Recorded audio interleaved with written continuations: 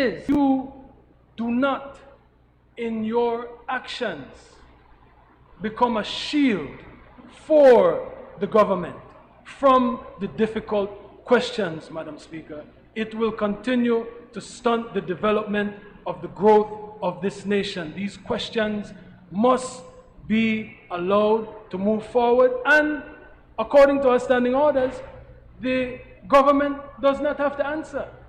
But let the Prime Minister, let the Minister of Human Development, let the Minister of Police decline to answer, Madam Speaker.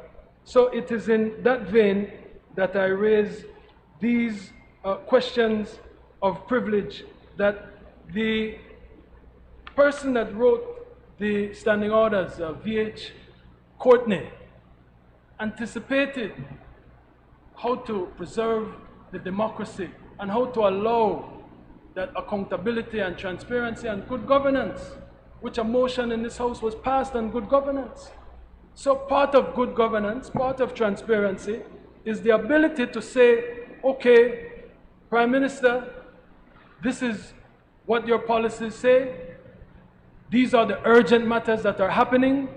Could you please give an answer before this honorable House and before the nation as to this urgent matter, Madam Speaker? So again, I believe that you have misapplied and misinterpreted the standing orders, and I would ask that moving forward, there be greater clarity. I know that we are rewriting the standing orders, so maybe that will help to avoid these issues. But I would ask that you consider, I go into greater detail in the notice that I gave to you, I would ask that you consider those factors that I have raised to you so that no other member will be infringed upon as it relates to their House privileges. Thank you, Madam Speaker.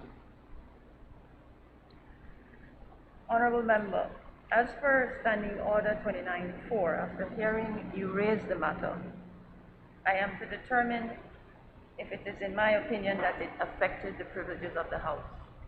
Having read your notice, which was submitted within the time frame, and I thank you for that, which is 1 hour before the sitting, I have determined it has not affected the privileges. Allow me to explain why. As I have stated earlier in previous sittings of this House, I am guided by this book, as vague as it may be. I am also guided by records of the House. I'm also guided by video proceedings of the House. And then what is left for the chair to do, Honourable Member, is to determine in his or her opinion that the application that the chair applies is fair and that it does not infringe on any of the standing orders and on the rights or privileges of a member. Why do I say to you it has not infringed? There is the notice of 5 clear days, which you have mentioned. The standing orders, unfortunately, does not define 5 clear days. By tradition and practice in the proceedings of this House, 5 clear days does not include the day of the notice given, the day of the meeting, weekends, or any public and bank holidays. I look forward to the opportunity when there is a revised standing orders that puts some specificity on it to help guide members as well as the chair.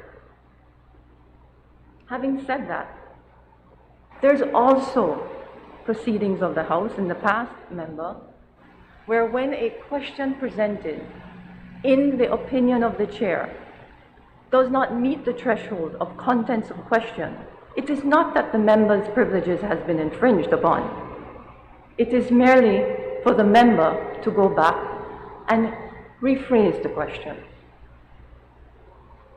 The member does not have to wait for the notice of a House meeting to do that. Having taken over the chair in this House, there has been notice of questions where it had to be sent back for whatever reasons, and it was submitted and it was deferred for the next available House meeting. We actually have questions today that came from that process. So it is not infringing. While I hear you, about the fact that there is a public and bank holiday and the notice was given on Friday, May 21st for this sitting.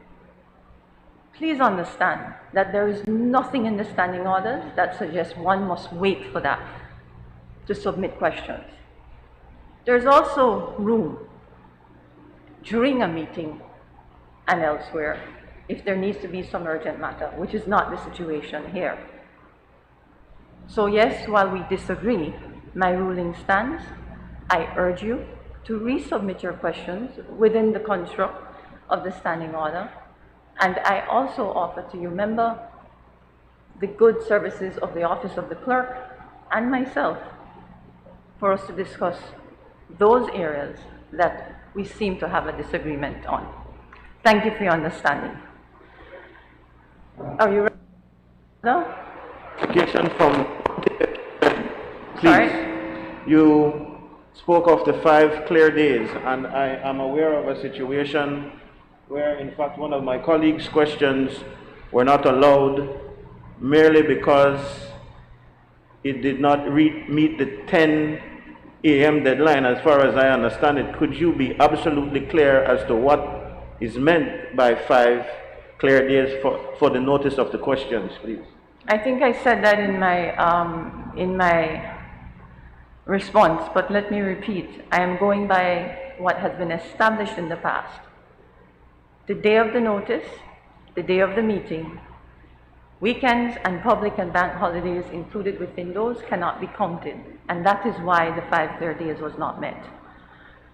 When we revisit standing orders, members, all members of the House, I sincerely hope that we will have a genuine and robust discussion on clearing up the areas of ambiguity in the standing orders.